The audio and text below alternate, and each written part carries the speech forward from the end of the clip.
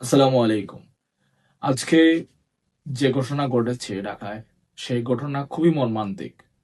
আজকে শহীদ শরীফ ওসমান হাদি ভাইয়ের হত্যার বিচারের দাবিতে আমাদের ইনকিলাব মঞ্চ একটা দাঁড়িয়েছিল প্রতিবাদ মিছিল নিয়ে যমুনার সামনে।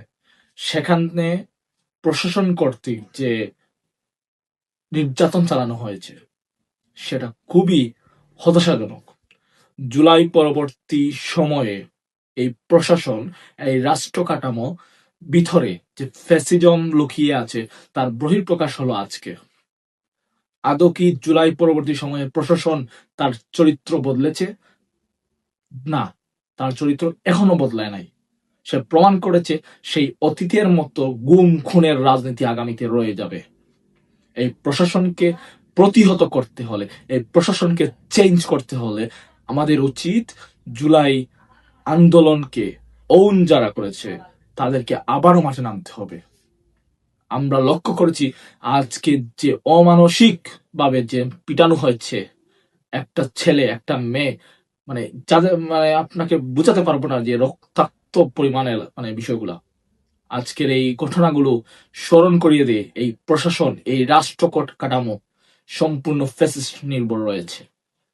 এই ইউনূস সরকারকে আমি জানিয়ে দিতে চাই, এই জুলাই গণ অভ্যুত্থানের রক্তের উপর দাঁড়িয়ে আপনারা গঠিত হয়েছেন।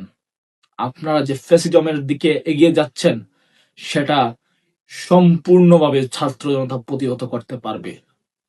আপনারা যে স্বপ্ন দেখেছেন আমেরিকা আপনাদেরকে বাঁচিয়ে রাখবে, অন্যান্য দেশের গুলামি করে আপনারা বেঁচে থাকবেন, তা কখনো সম্ভব না। আপনারা যদি এই ফ্যাসিজমের কাঠামো আপনারা ওন করে রাখেন তাহলে আপনাদের জন্য অনেক ভয়ানক পরিণাম রয়ে যাচ্ছে।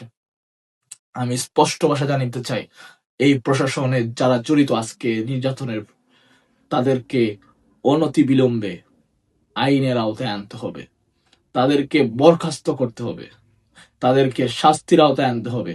যে এই অন্তর্বর্তীকালীন সরকারের যারা এর সাথে জড়িত তাদেরকে জনসম্মুখে এনে শাস্তি দিতে হবে। নতুবা ছাত্র জনতা জুলাই গণ অভ্যুত্থান আরেকটি কোঠাতে বাধ্য হবে। ইনকিলাব জিন্দাবাদ।